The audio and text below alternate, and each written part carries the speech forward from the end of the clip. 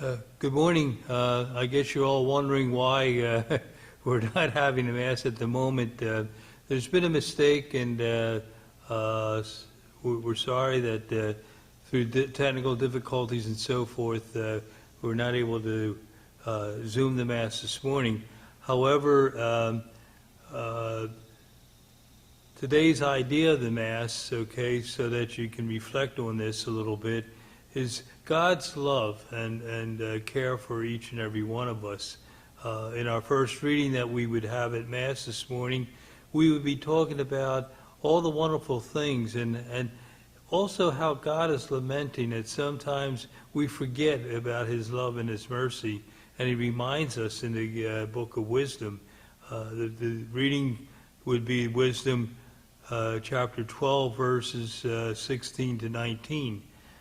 Also, in our second reading, we see in the letter of St. Paul, where again the Spirit always comes to our weakness, meaning that sometimes in our prayer we don't know what to say, or we're misguided, and we're trying to figure out, what do I say to the Lord? What should I be? The Holy Spirit prays always for us.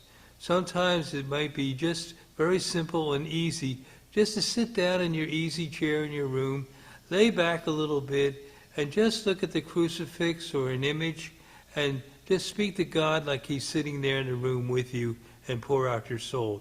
I think that's the message of and that's how the Holy Spirit speaks with us, and that's how the Holy Spirit prays within us. In our Gospel, kind of very interesting, but we're talking about the seeds, the planting of seeds, the good seed, and then the wheat and the chaff, and the good flowers and the good wheat. And the moral of that is, whether we like it or not, nothing has changed since biblical times. We are in a time when there's an awful lot of weeds that are being planted. And those weeds are the weeds of sadness sometimes, of despair, of anger, of doing things that we really don't do normally.